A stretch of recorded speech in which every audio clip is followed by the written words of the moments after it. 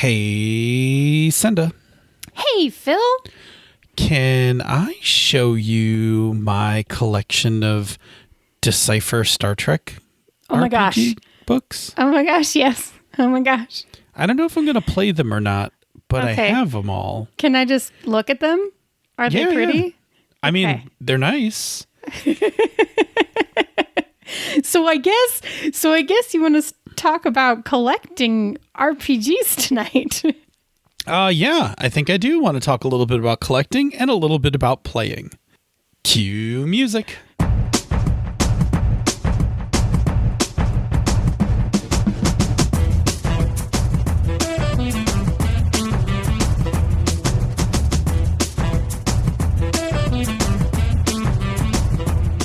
And welcome to another fine episode of Panda's Talking Games. I'm your host, Phil, who collects the occasional game here and there. And I am your other host, Senda, who also collects the occasional game here and there, and sometimes goes absolutely wild buying lots of games, or like backing lots of Kickstarters. I mean, that's the same as buying games. I know, but it was Zine Quest. It was like, whew, I gotta put some hard limits on my Zine Quest time, you know? Sure. Yeah. Cool. Hey, our topic for tonight is uncredited because we forgot to write down who gave us the idea, but I know it came from the Slack room. Yes. And I want to think it's Andrew Dacey, but I'm not 100% sure. So we're terribly sorry if it was you and we got it wrong. Please let us know. We tried to find it again and could not turn up the original conversation where the topic was asked. So, but we thought we'd address it anyway because it seemed like a cool thing to talk about. What is our topic for tonight? Yeah, so our topic for tonight is collecting versus playing games, or like the nature of how we buy games and or back Kickstarters. Are they for collecting or for play, and how do those things kind of mishmash back and forth and turn into each other? Absolutely. Yes. So I would like to start us off with a couple of definitions. Yes, okay. Good. I think these are going to be somewhat self-explanatory, but for the sake of our discussion tonight, I always like having a nice little definition to set some discussion boundaries. So let me start with the dictionary definition of the word collect, right? Systematically seek and acquire items of a particular kind as a hobby. Mm-hmm. There were a couple definitions for collect. I like that one. I think that one is... I think that's the one that applies to how we are using it. Yes. But let me give an RPG version of that definition, which is to buy a game or supplement for the sake of owning it, not necessarily playing it. Yes. Okay. Which then leads to the definition for play, which I think is super obvious, which is to use a game or supplement for its intended purpose or in support of another game. So its intended purpose is like if I buy the core rulebook, like if I buy Fate Core and I play Fate Core, then I'm playing the game that I bought. Yes. If I buy a Forgotten Realms, if I buy a 5e Forgotten Realms source book and I use it for my Fate fantasy game, I am still kind of playing that book, but not for its intended purpose. I'm using it in support of another game. Yes, but you're still using it for play. Now, I thought about this because we just did a whole bunch of show prep before we hit the mics, and there is something that I think we implied with the topic that I'm going to just be very clear about. I think that what we're going to talk about leans more towards physical books than digital, but it is possible to do all of this with digital, right? Like, I don't really think about collect when it comes to digital. I think about collect in terms of what I have physically, like on a shelf for display. So we can absolutely get into this later. I actually have a fascinating dichotomy where I use my PDF collection for a specific purpose, which is different than my print collection. And so I would say my print collection, I agree with you, has a lot of the collect vibes that we're going to start talking about. Mm-hmm. And I actually use my PDFs differently than that. So I think they have a place in the discussion, but I do also understand why when we talk about collect versus play, if we're talking about collection, then yes, I agree with you. Generally, my print collection is a collection, it's the word, right? So yes. Well, then I'm going to add one more on the fly definition, because this topic is evolving as we discuss it. Talk about it. That's how these mics work, right? Sure. And I'm gonna put up the definition of display, right? So to show off, right? Yeah. Like, because I think that's when we talk about collecting books, physical books versus PDFs, the real difference gets into I can't really display my PDFs the way I can display my hardcover World of Darkness vampire collection. There's no PDF shelfies. Yeah, exactly. Nobody takes pictures of like their directory and are like, check it out. Like, check out my PDFs. Like, no, and that's true. So, because some of the stuff we're going to talk about tonight would have had a very strong connotation of book. But there are times where one may collect PDFs, but I find it to probably be a little less likely. Like, I buy a lot of PDFs. Yes. But often the price differential between PDF and book is the reason why I'm more likely to buy a thing in the well, you know what? We're going to get to that in a minute. Yeah, I'm like, no, this is you're hitting on it exactly. Yeah, no. This is why I don't think we cut PDFs or digital files out of this conversation. They just hold a different place for me, because I tend to use them differently, react to them differently, and buy them for slightly different reasons. Yep. No, I'm good. It's good. Okay, good. Good. All right, so now that we've talked about collecting games and we talked about playing games, let's be clear that these things are not mutually exclusive. Yes, thank goodness. Just because I buy a game to play doesn't mean that I can't also collect it, or that at some point later I may keep it around only for a collection purpose rather than future play. Yes. And vice versa. I may buy something just because it was pretty or it was nostalgic or something with no intent to play it, and then wind up playing it later. Yes. Or I may be like, boy, this game seems really, really interesting.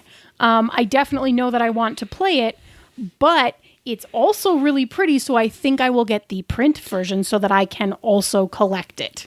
Yeah, and to tack on to that, I might get, in terms of a Kickstarter, I might get the deluxe edition. Right. Because I want to collect it as well as play it. Yes. Right. And by collect it, I mean I not only want to collect it, I probably want to display my really pretty book. Show it off. Yes. Yeah. Yeah, absolutely. Cool. All right, good. This is good. This is good. We're just keep digging in. Well, it's funny because sometimes when people toss out topics like this, they're always afraid. They're like, oh, I don't know. It doesn't sound like it's much of a topic. And it's like, nah, we can totally talk about this. Well, like once you start digging into it, once you start digging into it, like we usually can pull a topic out of almost anything. Yeah, and really what we're sitting down to do tonight is to sort of pick apart the psychology of how we, like for us at least individually and from our personal experiences, how and why there are things that we want physically in a displaying kind of way, and how and why maybe there are things that we're less concerned about having in a display or collecty kind of way, right? Sure. And it's really kind of interesting to think about, because I think it actually has a lot to do with how, as a whole, as like gamers who buy more than one game, right? Who play more than one game, like we all have different theories about how we approach that and like what we get and what we don't. And so I just think it's cool to talk about, actually, like what makes you do the thing. Yeah, absolutely. Yeah, I mean, I'm just like, as we're sitting here talking about it, like I'm evolving more and more thoughts about this. So this will be great. Yes. Cool. All right. So we're going to do what I think is the obvious and easy let's do part the of easy this stuff first. We're just going to check this part off. Yeah. Right. So in order for us to round out the whole episode, we're going to start by talking about, why do you buy a game that you're going to play? Right. Which is, it's obvious because you want to play it.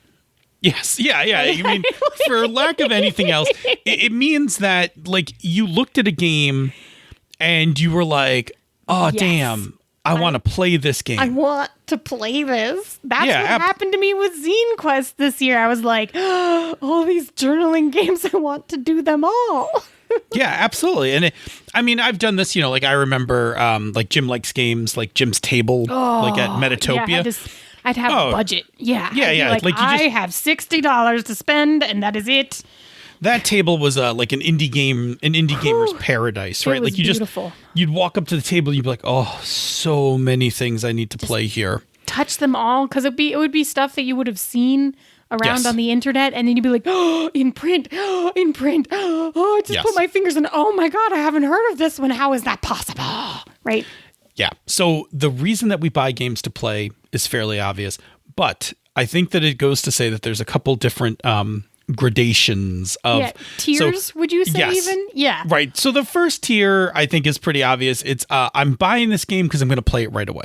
Yes, which I have done with some frequency in my life, because sometimes it's like, we need a game for She's a Super Geek that is 2 players that we can play in 1 hour. This one looks great. Buy. Sure. In just recently, like I started up my iHunt game. Yeah. And like I think Glenn owned the game when we decided to play it, and I didn't own it, so I was like, oh, I need to go get a copy of iHunt. Yeah, I'm going to play this. Now I need the game. Yeah. Game, like, play is imminent, right? Like it's which we're playing right now Once More Into the Void, right? Yes. So went and bought Once More Into the Void so that we could play it. Exactly. That week. Yeah. Exactly. So so sometimes we buy games because we're going to play them right away. Yeah. Sometimes we buy games because we're going to play them someday. Yeah, so that's the specific pile where you're like, "Ooh, I really want to play this. It looks really interesting." But I'm already in 3 campaigns, and also I don't know if the people in my current home group are really going to be into this, but I super am. Yes. This, I believe, is the reader's to be read pile. Yes. Right. This so is the if one that gets us all in trouble. Yeah. So like if you're a reader, like you have a pile of books that like you're going to read someday. I feel really called out right now. Yeah. I was actually just thinking of your college friend and author, Mariah. Yeah, I'm sure that hers is worse than mine, but she has a number of TikTok jokes about her to read pile. Yeah, to if be y'all read are pile. into like steamy romance, you should totally check out Mariah Enkenman, because she writes fantastic steamy romance, and I will just say it. Mm-hmm. Mm-hmm.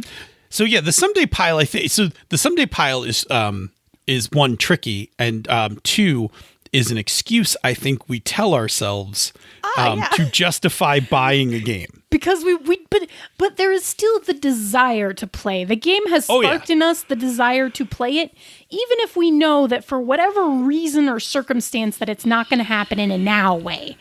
But we don't want to let the opportunity to play it in the future pass us by, even if we're only tricking ourselves into thinking it will actually happen.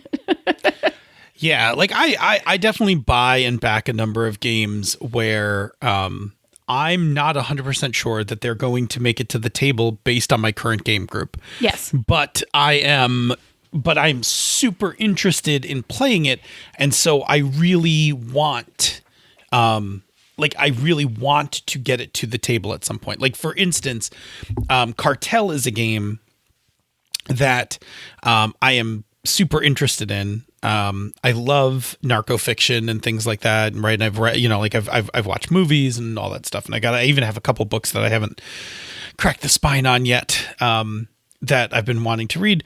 So look, a to be read pile. I do. Like I have one on Pablo Escobar and I have one on El Chapo that I've been meaning to read. So anyway, I don't know when I'm going to get to play that. There are enough people in my gaming circle to put a group together to play it, but I have games running right now. Yeah, so that's just a time thing, right? Yeah, so I was just like, I'm going to buy this game because I am going to play it, someday. It's funny that I have ended up playing it with my home group before you. That's the thing I was that's a little funny sad to me. about that. I was a little jelly. Like I was a little Sorry. jealous about that. But Sorry. no, it's fine. I mean, It was great. There was blood. Oh yeah. No, I mean, it went bad. I assure boy.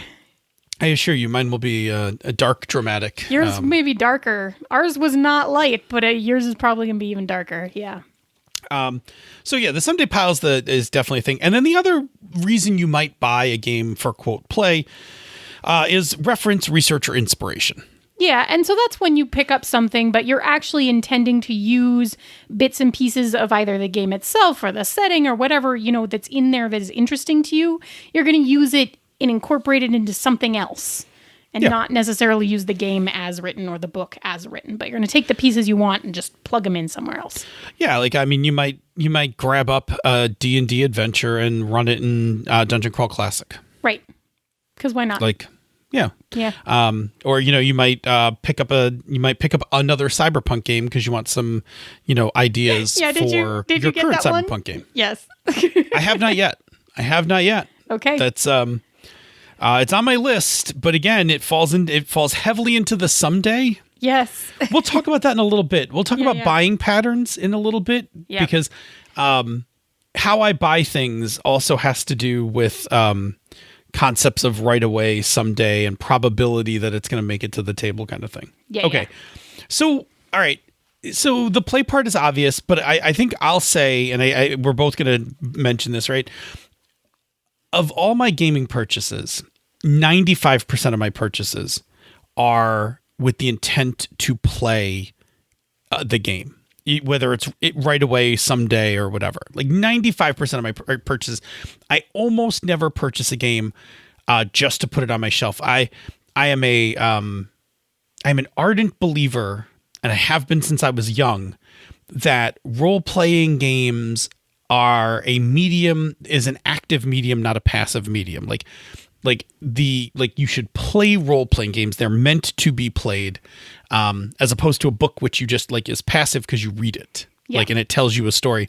So 95% of my purchases are with an intent to play. Now, how do I do in terms of how many of them get to the table? It's I wrote 50 in my notes. It's probably optimistic. I bet you that's an optimistic number because I just wind up buying more games than I have time to run games. Yes. And since new games keep coming out, and we keep buying them, it gets worse and worse because what happens is that someday pile is also based on my current moods and interests. Yeah. And so sometimes things that were like, oh, I'm totally going to play this game someday, fade backwards down the list because now I'm just not as much into that thing. Right. Yeah. It just changes with our moods and stuff. I mean, so I don't know. I'm with you. I would say 90 to 95% of the games that I buy, I really am buying with the intent to play.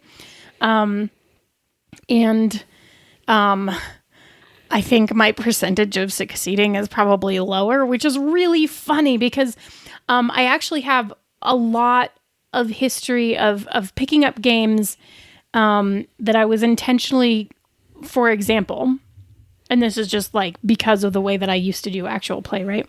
This comes into it a bunch for me because I used to play lots of new games all the time so that they were on She's a Super Geek, right?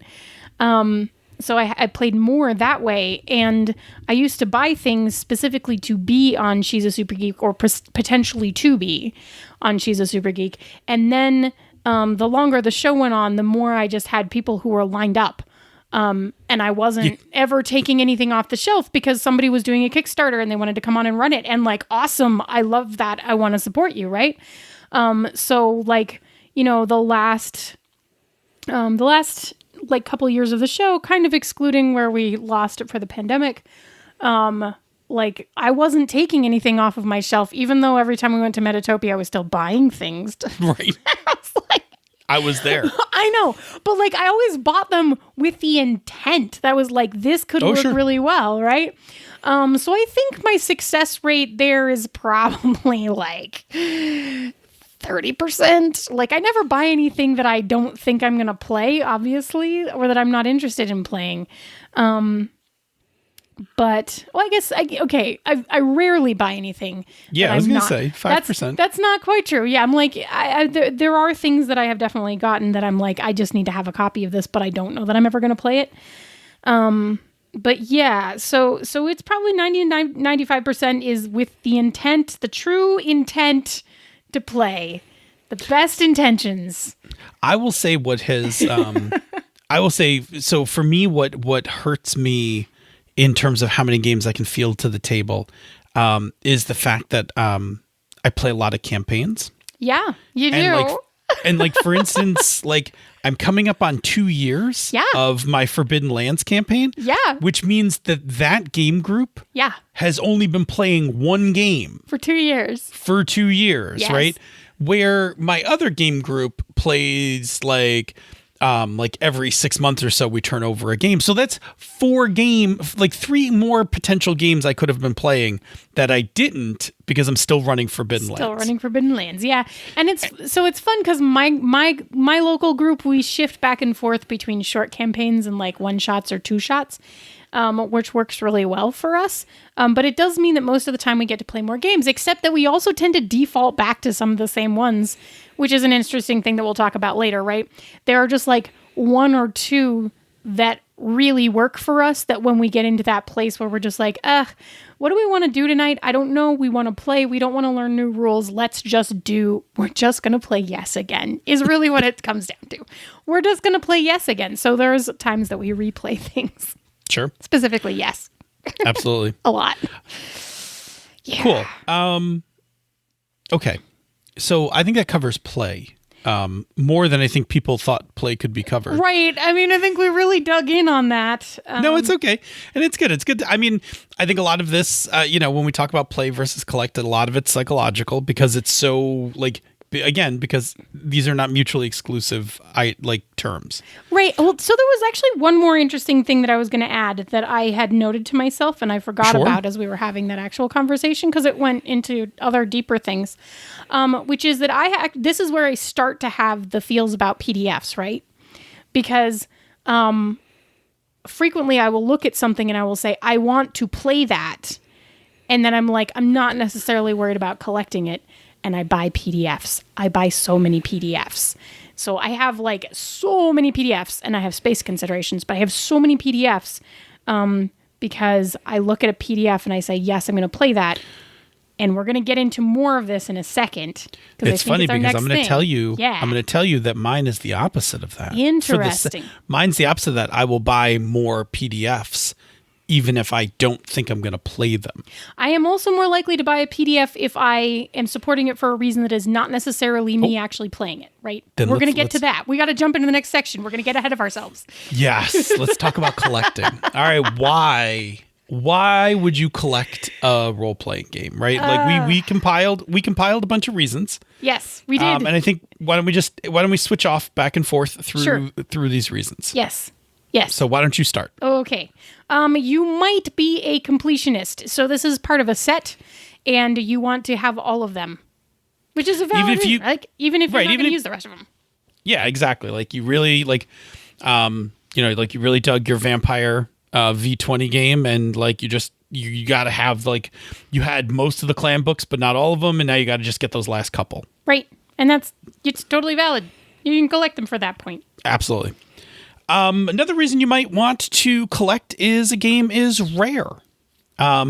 For instance, if you are old like me, are you going to talk about Underground? Yeah, actually, let me talk about Underground. Right, so Underground is Underground's a game that wasn't super popular, and it wasn't. It actually had a decent number of books. It was not by a small publisher. It was Mayfair who published it at the time, but wasn't super popular. And so after its run, it wasn't that easy to find. So sometimes, and I did this long after I played it, I still wound up just collecting books from it by sifting through eBay. Yeah. Right? Trying to scare up a couple of the pieces that I didn't have. Right. So sometimes you buy them because they're rare. Yeah. Or I'm going to mention a store that's here in Denver. And for anybody who's in the area or going to ever visit here or anything, the place that you got to go if you're interested in old collectors RPGs is Black and Red. I know. It's and beautiful. didn't I make you stand there as I went through and was like, see this Yes. game, and like That's why I was like, I have to mention this. Absolutely. Yeah. So they might be rare. They might be aesthetically pleasing, right? And that gets into a lot of like that display or showing off. I can think of like off the top of my head, the book that I would want for this that I also am not at all sure that I could ever personally play because of my personal history. Although I think it's a beautiful and fascinating game, is Bluebeard's Bride. It is gorgeous. Yes. It's absolutely. so beautiful. And was made to be like a coffee table book. It's like a square format. It's low, and I would actually love to just have that book on the shelf, knowing that it would be very difficult for me personally to play safely. I don't know if I care. Like, I'm still so tempted consistently to just have that book. I will mention a publisher who makes a considerable amount of money on this principle. Is it? Which is, what's that? Sorry, go ahead. I have a guess. Keep going. It's Goodman Games. Oh, okay, yeah. Goodman Games routinely releases copies of Dungeon Crawl Classics with different covers. Oh yeah, they do a comic book thing? No. They will they will just go get they'll go get a classic fantasy artist, like they got Jeff Easley and things like that, and just had them do a cover. Like there's an Errol Otis cover, I think, and there's a Jeff Easley cover who did right. Yeah. What's that? Keep going. Sorry. No, keep going. So collectors, DCC fans will buy the rule book again with that cover, and there are people, I've seen DCC fans who have like 7 or 8 of these collector covers. Now I will tell you, the entire inside of that book is exactly the same. It is only the cover that is different. And again, if you've ever seen a DCC rule book, it's a fucking tome, right? Yes, so they're not small. Like, they got like 8 of these monsters on a shelf, but they buy them because they are like, part of it's a set, right? The set, but it's also aesthetically pleasing because they really dig the cover artist. Right. And it's unique then, right? Each one of them is unique, part of a set, and aesthetically pleasing. Yeah. All of the above. So that's a thing. I think that it bears mentioning one other one in here, right? If we talk about Tales from the Loop and Things from the Flood, which are essentially both art books as well as RPGs. Yes. I mean, I actually have the art books for both of those. I know. As separate. As actual separate things, but like the art that goes with those, because... Oh, yeah. They're beautiful on the inside because they're made from the art books. The art books, that's what I mean. They're gorgeous. So, yeah. They're very aesthetically pleasing in that case. Yeah. Okay. The next reason you might back a game is to support a specific designer or publisher. Yeah. So I shouldn't say back. You might collect a game. Yes. So you might just buy this game with no intention of playing it because you support the designer, the publisher, and I'll add another / that, the project / work. Yeah. Right? Like the purpose. Yeah. So I have a couple games on my shelves that I absolutely, from the moment I backed them on Kickstarter, was like, I will probably never run this game. I believe this game needs to exist. Yep. This game is good. What it adds to the discourse of role-playing games is good. Therefore, I'm going to give my support and get a copy, but I'm literally going to just take it and put it on a shelf. Now, no designer wants to hear that, right? Yeah. Like, designers want their games to be played, not to be shelved, but which is also part of the reason why I'm not going to name names, because I don't want designers to feel bad or anything. But it is absolutely true that sometimes I buy a game to support the designer. In part, sometimes because I think, like I said, the game needs to exist. Sometimes I think the designer needs to exist. Yeah. Yeah. Right? And so, or both. Yeah, and sometimes both. Yeah. And I think that this is what accounts for my 5% of not necessarily going to play, right? Yeah, absolutely. And it's good. Like it's and there's nothing wrong with that, right? Like I think we, as a designer, I would love if people, bought the games that we made to play them, but also like if somebody bought one just because they wanted, because they like what we do, and just want us to keep doing it so that maybe something down the road they'll play. Like that's okay. Fine. We unfortunately live in a capitalist society, and one of the most effective ways to make your voice heard in terms of what is available for sale is to vote with your dollars. And so that's essentially what we're doing within like a reasonably small pool, of people. Yeah, absolutely. To pull monetary resources from, because like nobody's going to make billions in indie game design. Let's just call that like it is. No, I mean, like for instance, now this isn't a collect reason, but I think I'll just bring this up. I bought the hardcover of iHunt rather than just the PDF because I wanted to support the authors. Yeah. Like I really dug the game. You are literally playing it. Well, and we are playing. But I mean, here's the thing. Like I had somebody shoot me over a copy of the PDF so I could see it. Now I could have just run the game from that PDF. Yeah. But like I read that, like I went through the PDF and I was like, okay, I really dig what this game's doing. I need to support these designers. Yeah. I'm going to, and I have some economic privilege. I'm going to go purchase the more expensive print set. Yeah. And did. And I was, and happily did so, right? Like I was happy to show support for that. And as it turns out, it's a game I am running. But anyway, we should get back to our collect reason. We talked about supporting designers and publishers. What's another one? Oh, sorry. You might be keeping it as a souvenir of a game that you've already played, right? A past game. Mm-hmm. So this is what happens when, for example, I still have all my 3rd edition and 3.5 D&D books on my shelf, right? Sure. I am not particularly likely to play either of those again. If I were going to pick up D&D again, I would probably just pick up 5th edition. That's what like most people are playing now. But am I going to get rid of those books? Probably not. They were like the first game, right? Like that I ever played. We played that campaign for like 2 years. Like, they have nostalgic value. The other one that I was going to mention here was actually a really cool thing that, that Quincy did, who ran the Tales from the Loop game that I always talk about because it was that game, right? But he had us all sign his copy of the book. And he didn't have us, the players, sign it. He actually had us, the characters, sign it. And in the front of the book, we signed like at the beginning of the story like it was a yearbook. And in the back of the book, we signed at the end of the story like it was the yearbook. That's good. It was really, really good. It was really fantastic. And we did it again for Things from a Flood. It was really beautiful. And so like those books are out there and I don't have them, but it makes me happy like knowing that they exist. Like that particular game was so meaningful to be involved in just for everybody. The fact that those exist as souvenirs just like makes my heart warm.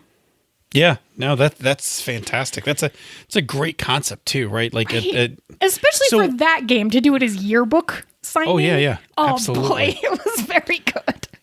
So I'll just bring this up because I never want to take credit for this because I learned the concept. So Tracy Hickman is the person who taught like me the concept of the physical book as a souvenir of the journey that you've gone on. Sure. Right, like that's why we keep old books that we've read up in our shelves. Like I know, but otherwise, but I read them again. yeah. I mean, sometimes you read them again, but sometimes you just read a book and like never read it again. Yeah, I keep going through my bookshelves and trying to cull those out without forming regrets. I have different opinion about games, unless you really love the book, and then you're like, no, I think I'll keep this. But then I read it again. Someday I'll read it again. I really do read them again, though. Yeah. So I think this is more true in role-playing games. And you and I have had this discussion. In fact, you and I had this discussion a couple of days ago when we were kind of prepping this topic is I don't often go back and play the same game again. So like I had a really good run. Like both of us had a really good runs of Tales from the Loop. Yes. I probably won't play Tales from the Loop again. Yep. So my Tales from the Loop book went from play, and we're gonna just, as soon as we finish rounding out the collect thing, we're gonna talk about this. But it went from being a book for play to a collector's book, because I also really liked, I also really liked that campaign, and it's very fond of me, and so now I want to keep my book around for that purpose. Yeah, and I have to agree in a couple ways. Like, firstly, specifically when I talk about Tales from the Loop, like, it's difficult for me to imagine playing that game again, because I feel like we had such a satisfying story out of our run of both that game and then playing our sequel. And it is difficult for me to imagine playing that game again and being able to achieve an experience that would live up to my current expectations based on the game that I have already played, right? And so I would rather just not, right? Like, I don't want to damage the memory of it. No, I'm 100% with you. It was so beautiful. My Tales from the Loop game was amazing. And it was such a good time, and the characters were so iconic for the game we played. Like, I would not play it again because of that exact reason, right? Like, playing it again would, I don't know, cheapen the first. It doesn't really cheapen the first instance, but it won't add anything. And it's like when they take the TV series and then they keep going for a couple more seasons after when they should have ended it. So, because this is, get ready to take a drink if you're playing the home game. I wrote a Gnome Stew article about this called You Can't Go Home Again, which talks about trying to replay games that you had really good experiences in, and the difficulties and challenges of trying to do that and recapture some of that glory. It doesn't work. Yeah, so it's tricky, right? Oh, let me get to the last collect item. And then we can just move on. And then we'll move on to the next part of the topic. The last reason you might collect a game, and actually this isn't the last because I thought of another one while I was there. So I'm gonna do the last two reasons you might collect a game. Okay. The last reasons you might collect a game is one, you might be supporting a charity bundle. Yeah. So sometimes during different times, publishers put together, publishers or the like Itch or like storefronts like Itch or Drive-Thru will put together these really large bundles to raise money for charity, with the idea that you'll buy the bundle because something in here, maybe more than one something, but something in here will catch your eye and you want to buy it. And therefore, you buy it and the proceeds go, and it's a big net because it's got so many things in it. So it catches a whole bunch of people and it helps raise money. Fantastic. Oh, yeah. I have backed several bundles. Sometimes they are so large. I can't even. Yeah, I still don't even know. I can't even sort through them. And I'm just like, well, I have this bundle. I have it. It's there. I've actually backed some slightly smaller ones recently. Because just looking through it, it's been like, I know I'm interested in the concept of these games. So for example, there was one that was all solo RPGs that I backed. Sure. I will probably, I'm interested in playing probably at least half of the games in there, which I think is a pretty good percentage for a charity bundle, actually. Because I would have backed it if there was just one or two, right? Yeah, absolutely. And then also things that I'm like, oh yeah, I've been excited to explore those. And because sometimes designers will do a bundle of their games or a set of their games when they're for a specific purpose.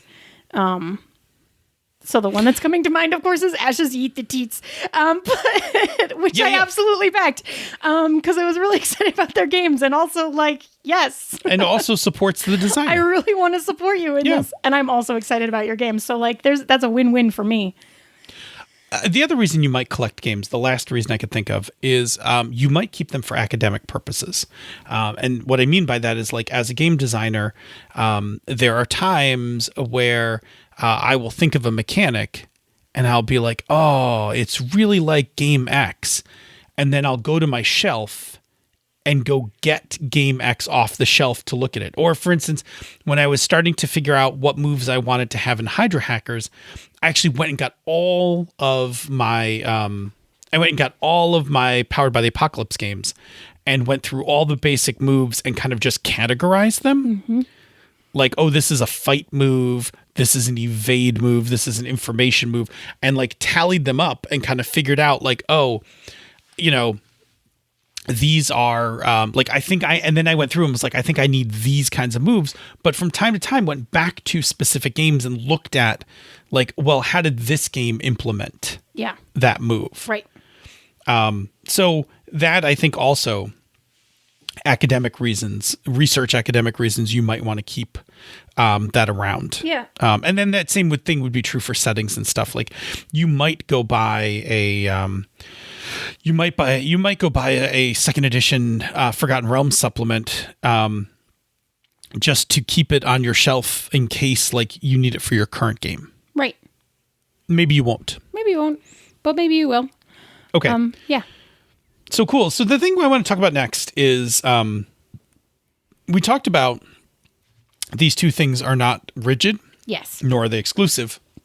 So there's some fluidity and at times duality to these two states. So, and I think we touched on the duality, right? Like sometimes we buy a game that we intend to buy, but we buy like it because it's also like we also have it because it's pretty. Right. Well, that's Right. where if we specifically get into that, frequently I'm making the decision like, I know I'm going to buy this game. Am I buying the PDF or do I want to show it off on my shelf? Right. Yes. Because I know I want to play it. So is this also for collecting or not? Right. Yes. I backed Orbital Blues at a hardcover level because it looks really pretty. Yeah. I get into a thing where I am more apt to buy games in PDF at the lower price. Yes. And then if I actually am going to play it, like if play is imminent or I have played it for a few sessions, I will go buy the physical. I try not to, like when I'm unsure of the game, I buy it in PDF at the lower price and then we'll go, and then I'm happy to go get the hardcover later. Yes. If I'm super excited about it. There are times where that differs, but yeah, I should make it clear that I really actually buy a vast majority of games in PDF, unless I really have a strong draw to the showing it off display part of collecting, right? yeah. The vast majority of my RPG collection is PDF. For various reasons, space being one of them. Well, and that's a huge part, right? So I think this is worth discussing because I know we had well, I think we'll hit our last topic, but I think we'll talk about this for a second, right? The advantage to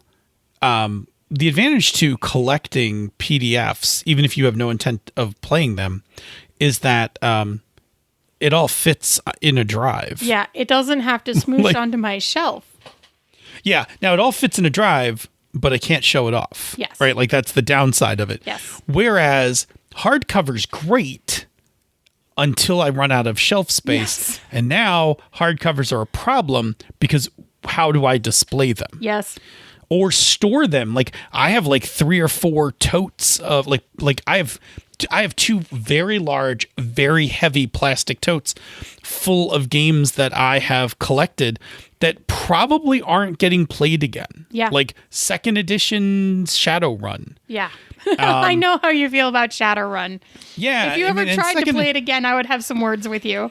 Yeah, and that's not going to get played again. And now the question is like, do I even keep it for collectors purposes if I have no more shelf space for it? Yeah. And what if I have no more storage space for it? Yeah. Like, you know, if I change like locations, like change up like houses, apartments or whatever, can I even take this with me? Like, will I even have room for it kind of thing? So that also starts to become a factor in the collection part. Yeah. I mean, I have literally like a shelf, right? That has to be my RPG shelf. And that's it. And now, admittedly, I did that to myself because all the rest of my shelves are filled with books. Yeah, I really don't know what my maximum capacity of shelving could be. Like I have enough books that like if I just kept putting up shelves for a while, I could keep putting out books. Yeah. But the real question becomes, if I was pragmatic about it, it's which ones of these do I really want to display, and which ones of these am I just kind of showing off because I have a lot of books? Yeah. Right. And if you have ample space, like if you are Jerry, Yeah. who has like shelves upon shelves in his basement, you don't actually have to make that decision. Yeah, right? it's fine. You can just have the best of both worlds. Just like you can put 'em all have, out there. you just put all of them out there. And Jerry's very much a collector. He's very much a completionist. And he loves doing all that stuff. And so if you've ever, like when we were recording at his place, if you saw behind us, like that's no backdrop, that's Jerry's shelves of games, and it's amazing.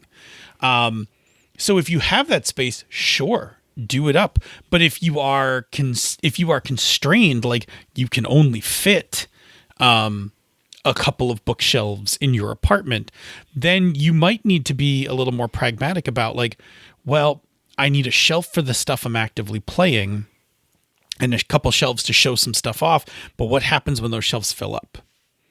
Personally, I think just all available walls in an apartment should be shelves, and then you should just fill things in as needed.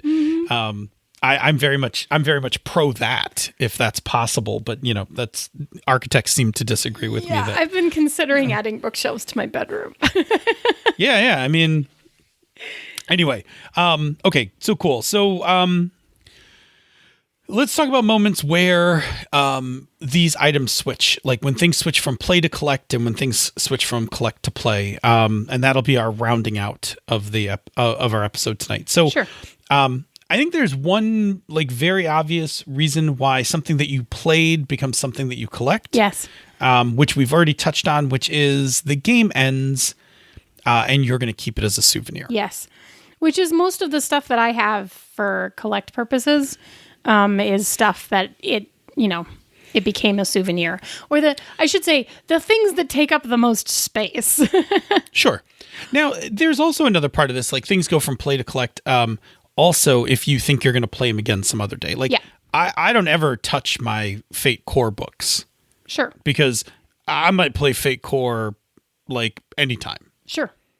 Like well, I don't know when I don't know when I'm going to go back and play it, but I will. It's still in the play someday pile. Then, yeah. Yeah, I guess that's probably true. That's probably more true than collect. Yeah, like, it's probably more true that it went from play now to play someday, play again someday. Yeah. But you're right. There are times like much like you, my Tales from the Loop book is pretty much now collect. Yeah. Yep. And I'm happy with it. I love it. It brings me joy when I see it on the shelf. Yeah, it's a good thing. It's cool. and I'm happy to just leave it there. It's a pretty book. The art books that go with it are gorgeous. Yeah, I have those as a separate collection. I know. I have all of his art. You've been I have all of collecting. his art books. Yeah. Good. So yeah, okay. So then when does something that you collect be something that you wind up playing? Yeah, that one is a little bit more interesting, and I think we had to think about it a little bit harder. And I think there's a couple scenarios, right, that are at least the ones we could come up with. So maybe you have a new game group or different people to play with, and that might take something that like you purchased to basically collect, and it becomes something that is interesting to play with this group that maybe wasn't interesting to play with your old group. Or maybe something that was relegated to the collect as being a souvenir, now that there's different people involved and you're not feeling the pressure of trying to recreate a thing you've already done together, maybe something that was a souvenir can also come back out of collect to maybe be a play thing again with different people. Sure, absolutely. Yeah. Another reason you might do that is you might just be feeling nostalgic and want to just go retro. So, maybe you want to just take your, copy of Star Frontiers Alpha Dawn and roll up some characters and play. You haven't in 20, 30 years, but what the hell? Like, sure. Let's give it a spin. Sure. And the other thing is that your tastes might actually change, right? Like I know that the kind of game that I like to play has evolved in the time that I have been playing games. And so I'm buying games that I like to play now, but it's totally possible that, I might pick up something and then be like, I'm probably not going to play that. But, then later be like, oh, actually, this sounds really good. Like we could totally play this. Yeah. Right? Absolutely. Just change your minds. It's okay. You can change your mind. And again, I think the bottom line of this is, right, like there's no right or wrong reason to buy a game. No, there isn't. Like, if you want to buy a game strictly to collect it, there's no shame in that. That's not right? a negative thing. Yeah, this isn't is a negative positive dichotomy. It's just No, it is a valid part of the hobby, right? Like, look, if collecting physical things wasn't part of the hobby, we wouldn't have deluxe editions of books. We wouldn't spend extra time in printing books with, the glossy touched covers and spot glossy covers or whatever, gold like foil. Yeah, you wouldn't do those things if there wasn't a part of this hobby where that mattered. And I will tell you that Goodman Games can tell you that it totally matters. Like they did that thing with their rule books. They went back and did it again with their modules. Oh, jeez. Their modules have alternate covers, and they sell those too. So there's collect is absolutely a valid part of the hobby. And of course, play is the obvious part of the hobby. So again, there's no shame in either one of these. I will posit though. I'm going to posit this, and people can comment on it. I am old, right? So I tend to collect things just because I'm old. Like I have stuff that I just haven't gotten rid of. Right. And I have many souvenir games because I've played like 40 years of games. Yep. Right?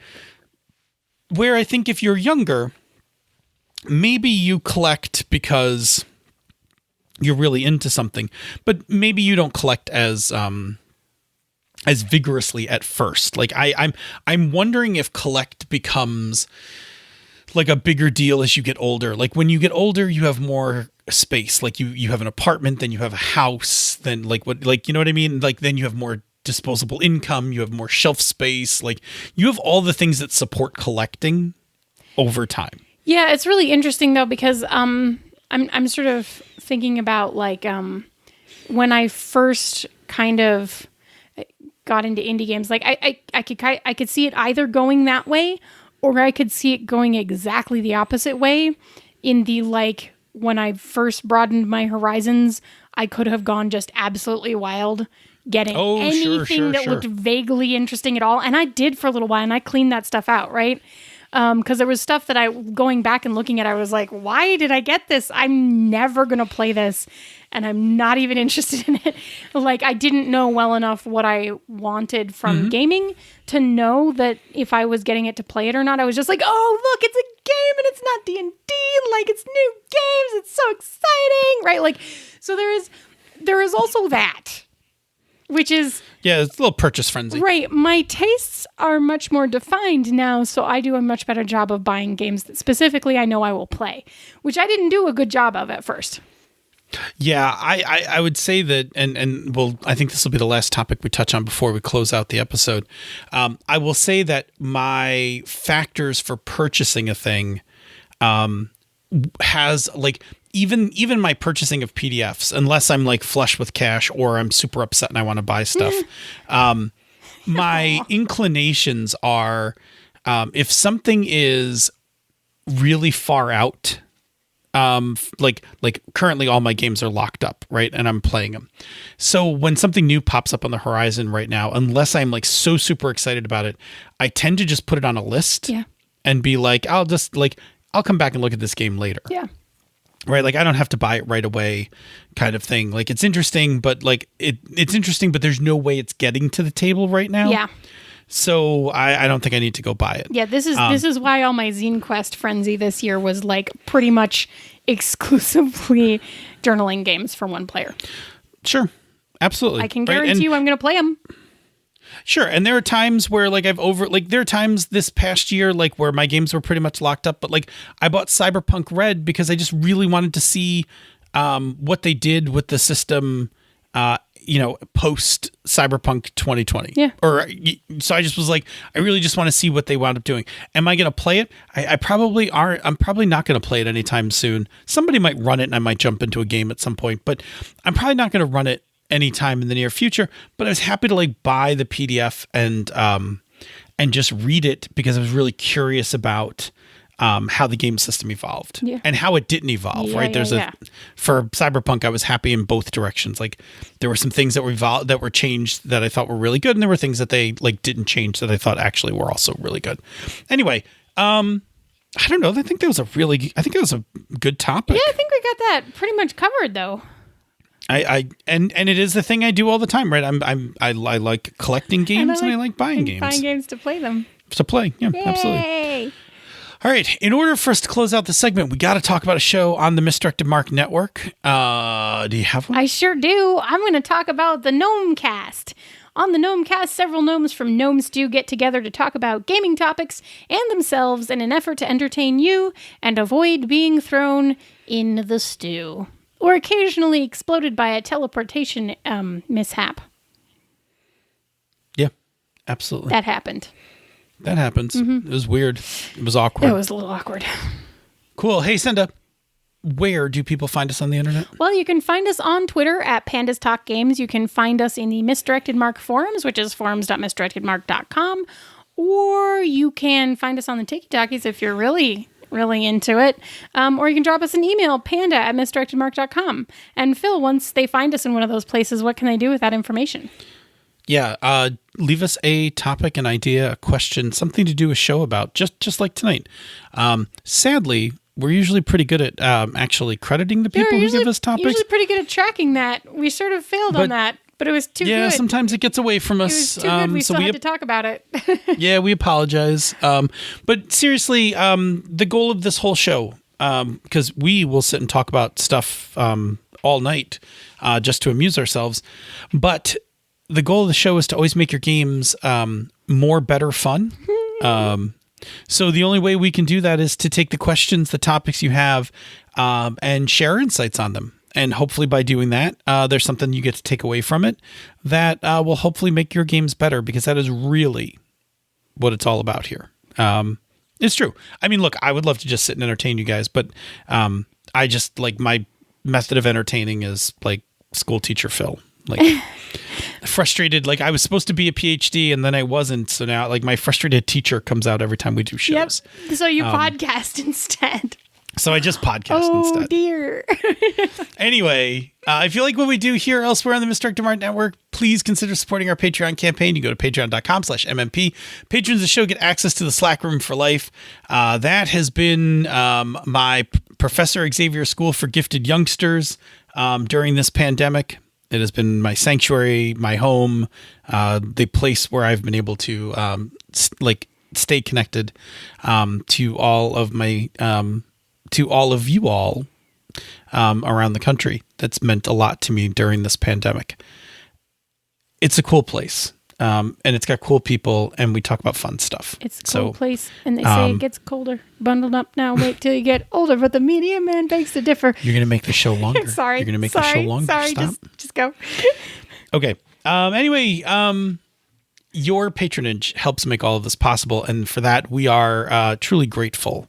Don't forget, if you also support the Patreon campaign, you get access to the Bamboo Lounge, which is our 15 minutes of ridiculousness at the end of this episode, and you get access to the after show from Misdirected Mark, if that's a thing as well.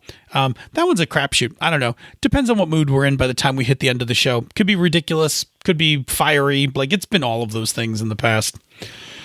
Anyway, if you are already patroning the show, we thank you very much. And if you are unable to patron the show, we understand completely. But there is a thing you can do. Doesn't cost you anything. Maybe a little bit of your time. First of all, please tell your friends, relatives, shout it out on the internet. Like, the more people who listen to us fall into our Venus flytrap of if you listen to us, you will love us. So help push some people into that. That helps. You know what? Maybe don't think of it as Venus flytrap. Think of it as a sarlacc. Right? Sarlacc pit. Yeah, just push them. Just push them into. Not the one with the new head edited in. Just the pit with the tentacles. No, there's reasons why you don't edit masterpieces, right? Like, yes, we can't talk about that. But anyway, so our marketing campaign, the sarlacc of like, if you listen to us, you will love us. Just push your loved ones and friends right in, so that they may also spend 1,000 years listening to our podcast. So dark. Yes.